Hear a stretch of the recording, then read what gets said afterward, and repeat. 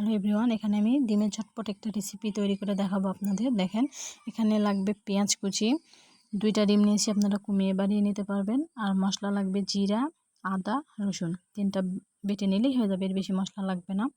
তো এই যে আমার বাটা হয়ে গেছে। এখানে আমি ডিম ফাটিয়ে নিচ্ছি।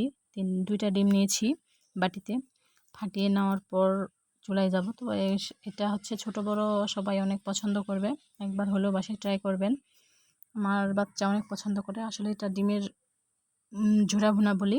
তো এটা গরুর মগজের মতো লাগে কিছুটা। তো এখানে পেঁয়াজ ভাজা হয়ে গেলে যে মশলা, বাটা মশলা, আর সাথে হচ্ছে হলুদের গুঁড়া, মরিচের গুঁড়া, স্বাদ মতো লবণ দিব। তো দেখেন, দিয়ে আমি আসলে মশলাটুকু ভেজে নিব তেলের সাথে।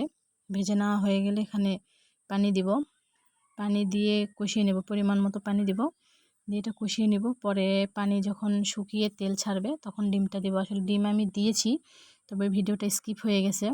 ডিম দেওয়ার পরে আবার পানি একটু দিয়ে আবার কষিয়ে নিয়েছি। এই যে আমার ডিমের ঝুরা ভুনা হয়ে গেছে। তো বাসায় একবার হলেও ট্রাই করবেন। এটা ছোট থেকে বড় আসলেই খুব মজা করে খাবে, খুবই পছন্দ করবে। একবার হলেও ট্রাই করবেন। আর আমি ভাই মাটির চুলায় রান্না করি, কে কী বলবেন জানি না। আমার ডিমের ভুনা হয়ে গেছে, একবার হলেও ট্রাই করবেন। আমার বাচ্চা খুবই পছন্দ করে। ধন্যবাদ।